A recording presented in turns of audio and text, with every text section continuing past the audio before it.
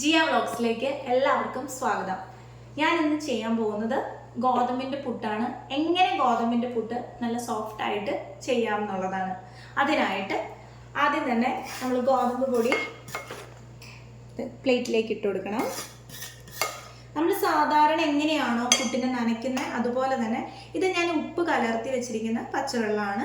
അത് എങ്ങനെയാണോ നമ്മൾ സാധാരണ പുട്ടിനെ അത് ചെയ്യുന്നത് പോലെ തന്നെ സ്വല്പമായിട്ട്, അതായത് കട്ട കൂടാത്ത രീതിയിൽ ഒന്ന് ജസ്റ്റ് ഉടച്ചുടച്ച് പുട്ടിനെ നനച്ചു കൊടുക്കണം.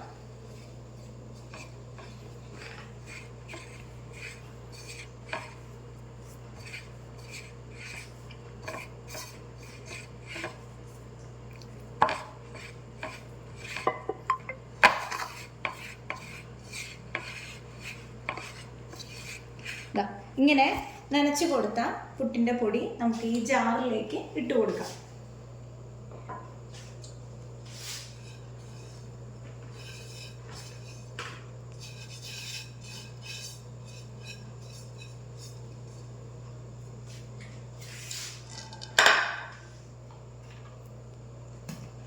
ജസ്റ്റ് ഒന്ന് ക്രഷ് ചെയ്യാം.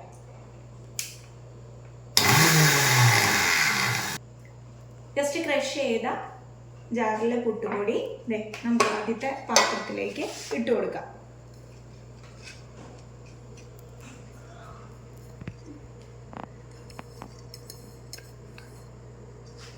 ഇപ്പം നിങ്ങൾ കണ്ടു കാണുമായിരിക്കും, കണ്ടോ, വളരെ സോഫ്റ്റ് ആയിട്ടാണ് നമുക്ക് കിട്ടിയേക്കണത്. ചെറിയ ചെറിയ കട്ടകളുണ്ടെങ്കിൽ അത് കൈ വെച്ച് ഒന്ന് ജസ്റ്റ് ഒന്ന് ഉടച്ചു കൊടുത്താൽ മതി.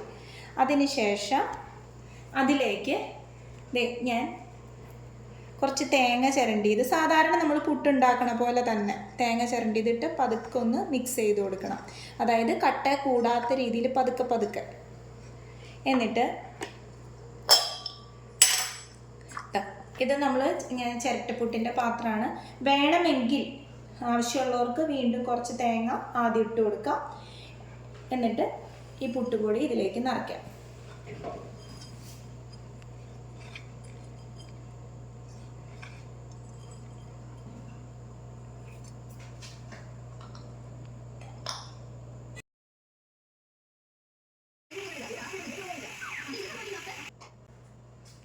അപ്പം നമ്മുടെ പുട്ട് റെഡി ആയിട്ടുണ്ട്.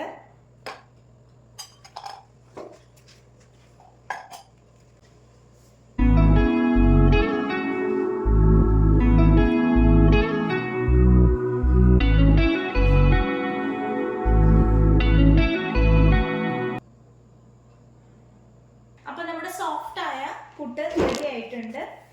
ഇത് കണ്ടോ.